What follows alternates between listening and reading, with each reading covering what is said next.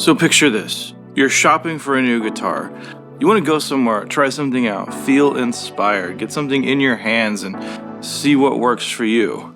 Now, be honest with yourself. Were you at a Guitar Center?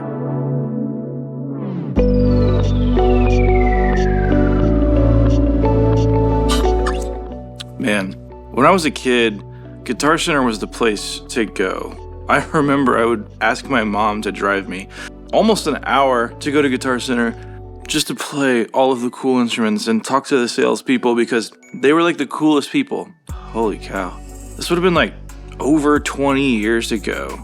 There just weren't very many places to go and see that amount of selection. It was like a whole world of music products had opened up for so many people like me. And this is in a small town like the Midwest. You may have like a music shop or a guitar place or a drum place or maybe one place that sells a few things, but nothing like a Guitar Center. It was like a playground that you could go and pick up whatever you want, plug it into whatever you want and make a noise. Memes were created about the whole thing. As hard as it was memed, Guitar Center brought up an entire generation of musicians for better or worse.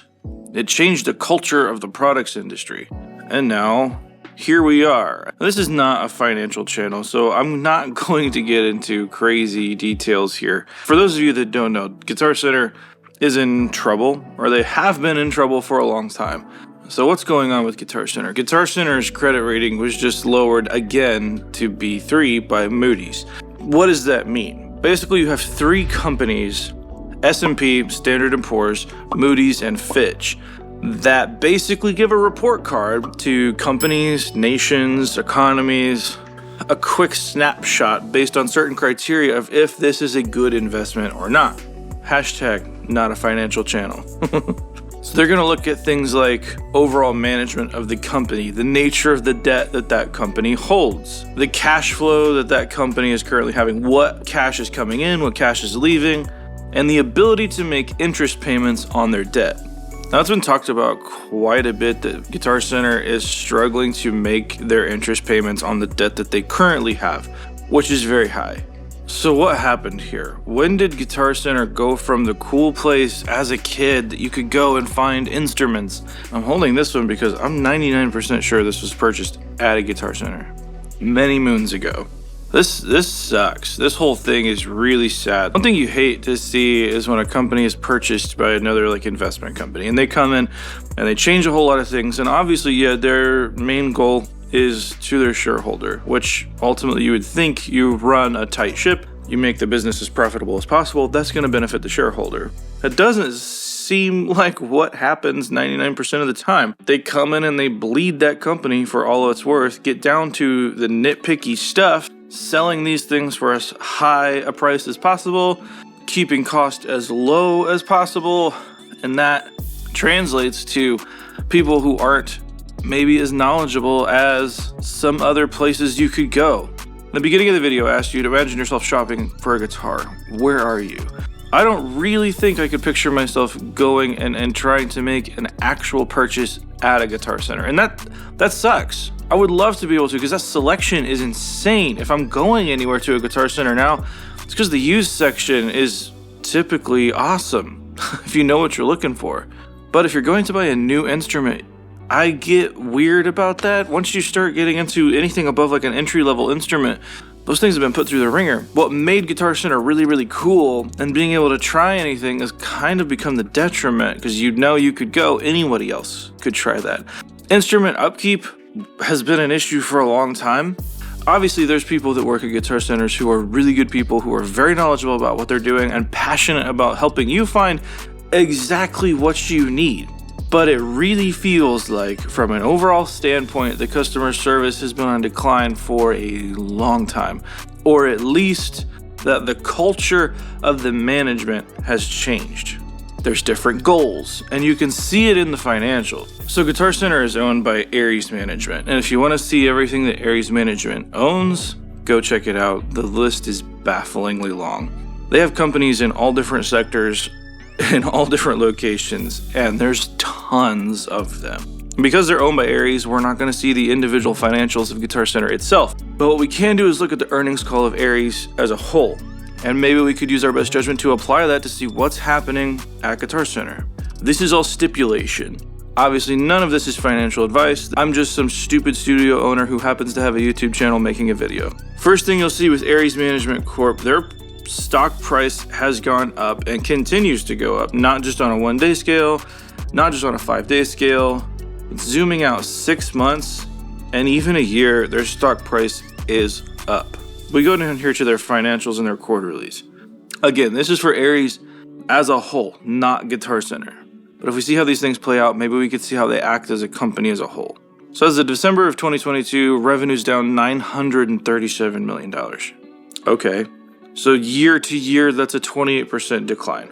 Net income down 5%. Now that doesn't make a whole lot of sense. If revenue was down that much, how did income not quite meet that? Something had to change. They had to increase prices, cut costs somewhere. And you see that in net profit margins, which are up 32%. Obviously, extrapolating this out to Guitar Center is not crazy accurate, but at least from a company standpoint, you see that the company in general is making less money. However, their profits are not quite showing that on a 1-to-1 ratio. So what's happening? They're cutting costs, as a company who needs to be beholden to shareholders should. They are bound by law to have the best interest of the shareholders in mind. Is that actually what happens every time? That's up for you to decide. So with a company bleeding money to the tune of 28% year to year, obviously some of that is inflation, obviously some of that is economics, but net profit did not go down that same amount. So they're cutting costs, they're raising prices. Do you see that happening at your local Guitar Center? This seems to be an issue when you have kind of this huge corporate mindset brought to kind of what feels like a small town instrument shop where you can go in and get advice for what will be a huge investment for you. It didn't always used to feel like when you went to buy a guitar or a pedal or an amp that you were being hard sold. It used to be, what's right for you? What fits you? Here, try out all of these instruments that are in really good condition and see what suits you best. And not only that, here's a salesperson who's knowledgeable, who works in the field. You could trust this person because they had a knowledge of the product itself. I don't want to brag on Guitar Center. I feel like the people who are going to be the most screwed here are the people working for it, the people who are still trying, the people who really want to help you find the instrument, and not just guitars, because they do all sorts of stuff, recording, PA gear, keyboard, almost anything you need to have a live show or open a recording studio, you could buy at a Guitar Center. But do you? I've gone into even my local Guitar Center a couple times when I was opening the studio, ready to spend a whole lot of money, and it's almost like they're wasting their time. If you ask any questions, it definitely seemed like they weren't interested in making a sale, or they weren't interested in providing a customer experience that would lead to a relationship that would then lead to vast amounts of sales in the future. There was a short-sighted, buy this right now, or you're wasting my time kind of vibe. And I'm not saying that for all Guitar Centers. I'm not saying that for all Guitar Center employees. That was my experience in kind of my local Guitar Center. And so that had me going to other places, like Sweetwater, like Vintage King. It's hard because there are so many super knowledgeable other places that you can turn. Maybe not places that you can go and pull an instrument off of the wall, but even now, that can be viewed as a detriment to the product itself that you're getting ready to buy if you know that many hands have been put on it, and you don't really trust the individuals they're working to have upkept this instrument to the best of its ability when you're going to be paying a new price for it. I'm not going to pretend like I know how to fix all the issues that are happening in the music products world. I don't know that there's an easy answer anywhere in it. Maybe the whole thing is just changing to a point where things like a Guitar Center just don't make sense anymore because information's available online. We could research things. You can look at gear reviews. You can find out if a company is making a good product over their lifetime or not and trust it. And from there, then you can make an online decision that you could, if you don't like it, you could turn around and return it in 30 days, 60 days with a guarantee. Whereas Guitar Center, now the risk is kind of put on you. You're trusting not only that sales individual to give you good advice, but also the staff there, that they have upkept this instrument that hopefully will be an investment for years to come. And frankly, you could figure it out just by pulling one off the wall that it wasn't in tune. Those strings were dead. Those strings were rusty. Obviously, this is anecdotal.